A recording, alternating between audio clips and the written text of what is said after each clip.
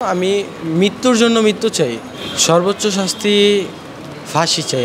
আমরাও কিন্তু একটা টাইমে স্বাভাবিক জীবনযাত্রায় ছিলাম, এখন আর নাই। এখন আমি চাইলেও একটা দৌড় দিতে পারতাছি না। আমি তো বেঁচে আছি, আমার তো আল্লাহ বাঁচায় রাখছে।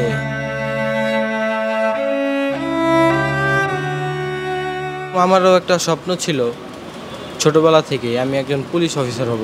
তো সেই স্বপ্নটা তো এখন আর নাই।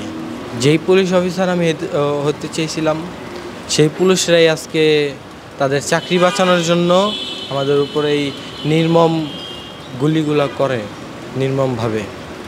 ঘটনাগুলার বিচার, প্রতিটা কাজের শুরুতে একজন তো মহাজন থাকে।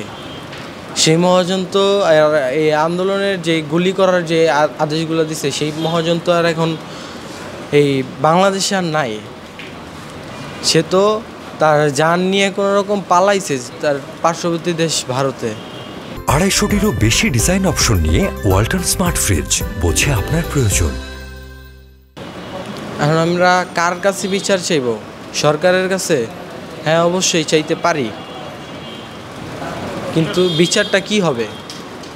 যেই পুলিশ সদস্য আমার উপরে গুলি করছে, আমি কি তার উপরে আমি মামলা দায়ের করব, নাকি যে তারে দিয়া করাইছে আমি তার উপরে মামলা দায়ের করব? আমি কার উপরে করব?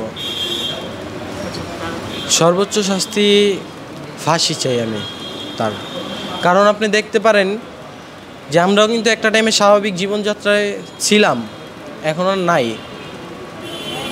এখন আমি চাইলেও একটা দৌড় দিতে পারতাছি না। এটার কি আরও আমি তো বেঁচে আছি, আমার তো আল্লাহ বাঁচায় রাখছে।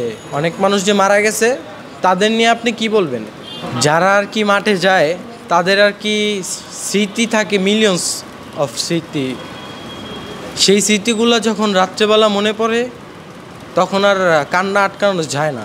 আমি যখন মাঠে যাইতাম, তখন আমার বন্ধুবান্ধব বলতো, ভাই তুই এইভাবে বল নিয়ে সামনের দিকে আগাইস না।